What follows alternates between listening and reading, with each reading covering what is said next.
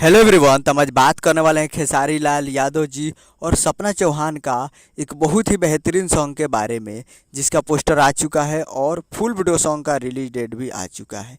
और इस गाने को लिखे हैं विक्की विशाल जी और इसमें म्यूजिक दिए हैं प्रियांशु सिंह जी और इसे गाए हैं खेसारी लाल यादव जी, जो कि आपको स्क्रीन के ऊपर दिखाई दे रहा है। जिस सॉन्ग का टाइटल रखा गया है सनीचर के फर्नीचर, जिसका टाइटल है सनीचर के फर्नीचर।